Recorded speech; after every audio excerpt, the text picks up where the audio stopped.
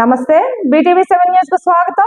నేను మీ సోని. వార్త వివరాలకు వెళ్తే విజయనగరం జిల్లాలో టంగుటూరు ప్రకాశం పంతులు 154వ జయంతి వేడుకల్లో పాల్గొన్న జిల్లా కలెక్టర్ బిఆర్ అంబేద్కర్, జెసి, ఆర్డీఓ ఇతర అధికారులు ఈ కార్యక్రమంలో పాల్గొన్నారు.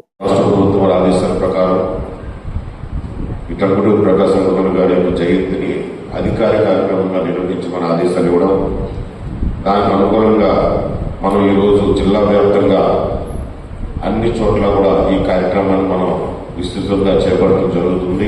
గ్రామ స్థాయి నుండి కూడా జిల్లా స్థాయి కూడా ఈ కార్యక్రమాన్ని మనం చేపడుతున్నాం.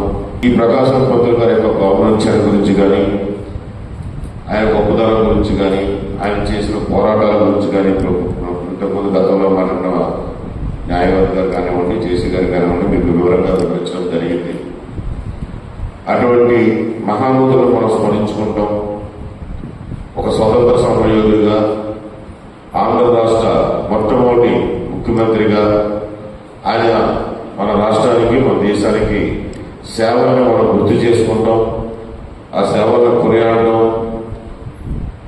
కాకుండా వారి యొక్క స్ఫూర్తితో వారు చేసిన కార్యక్రమాలని, వారి యొక్క చూపించిన ప్రతిభా పాఠవాలను కానివ్వండి, వాటిని మనం కూడా ఆచరించే విధంగా వీటిని మనం ముందు తరాలకు కూడా తీసుకెళ్లే విధంగా మనం అందరం కృషి చేయాలని ఈ సందర్భంగా మీకు తెలియజేసుకుంటూ, ఇందాక అనేక విషయాలు చెప్పారు.